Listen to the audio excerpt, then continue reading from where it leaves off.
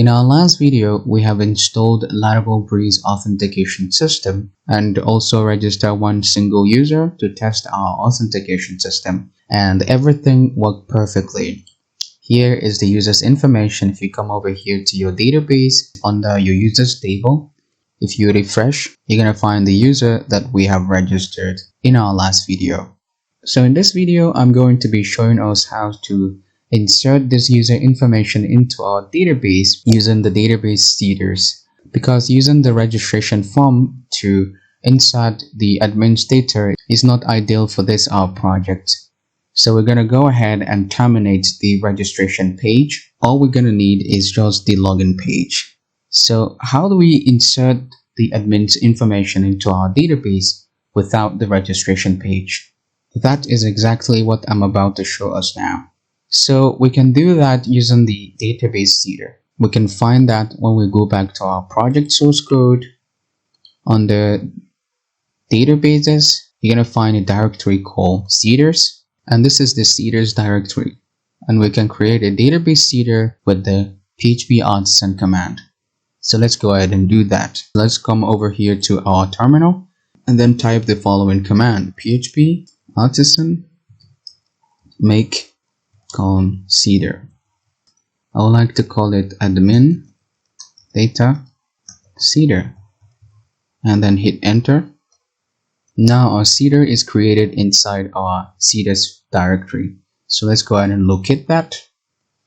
So let's go to seeder. If you come over here to the seeders directory, you're going to find the admin's data seeder, the database seeder that we've just created now. So let's go ahead and open it. Inside the database seeder, I'm going to be using the database query builder. So let me go ahead and say db database table, the users table, which is this table.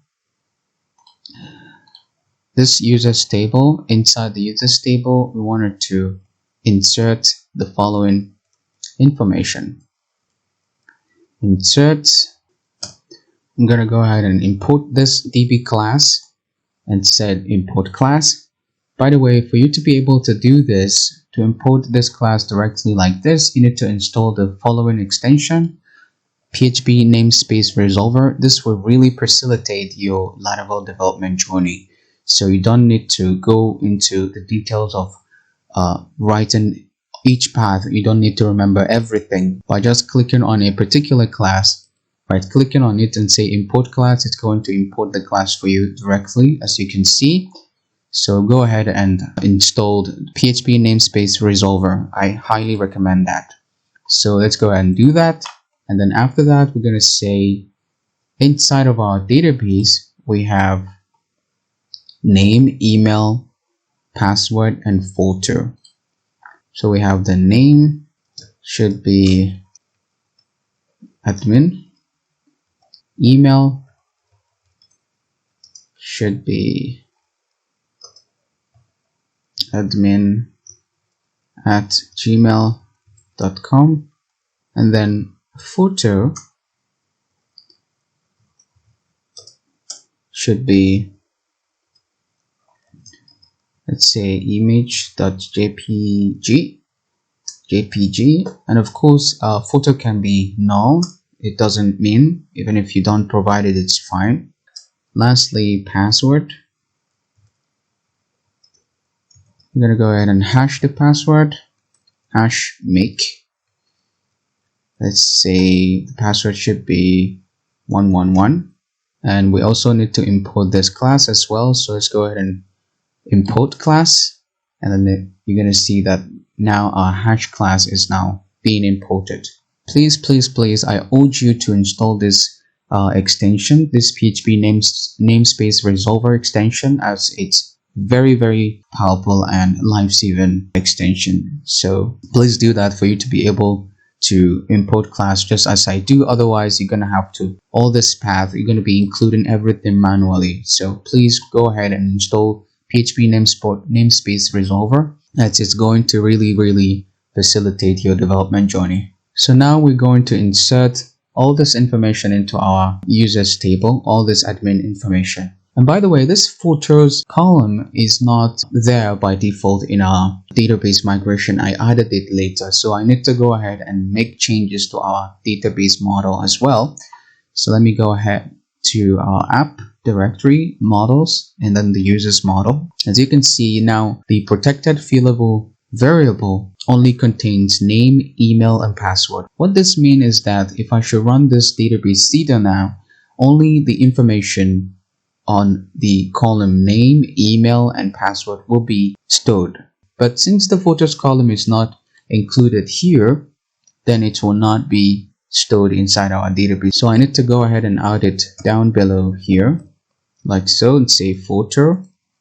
And then now we are good to go. Or another way, let's say we have a bunch of different types of columns inside our database that we need to populate with information. So we don't have to come over here and specify every column one after the other.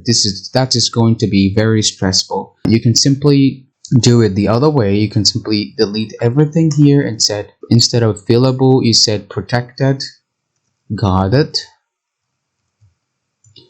and set it to empty array. And this way, it's going to accept everything. Any inputs inside our database can be filled. You don't need to specify everything one after the other. By changing protected fillable to guarded and setting it to an empty array means every information that you try to populate inside your database will be acceptable. So that's just it for this. So let's go ahead and save this.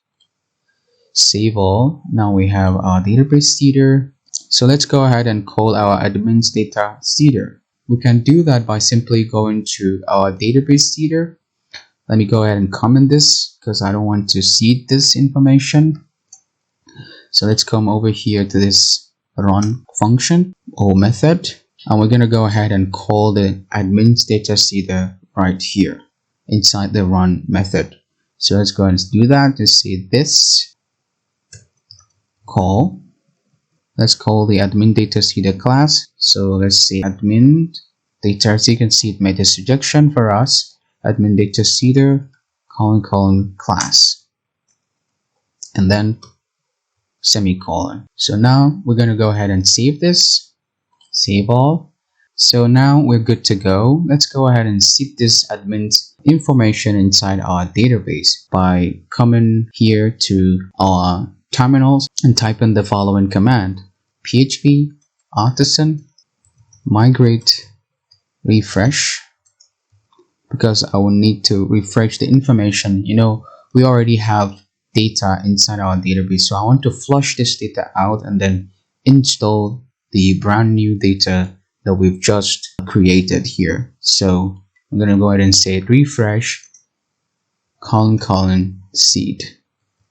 We're going to refresh the database, we're going to flush the database, and then seed the new information inside our database. So let's go ahead and hit enter.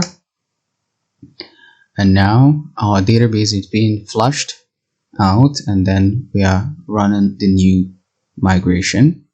We're now seeding the data. So now everything is completely done. So let's go ahead and check that. Let's come over here and then refresh our database.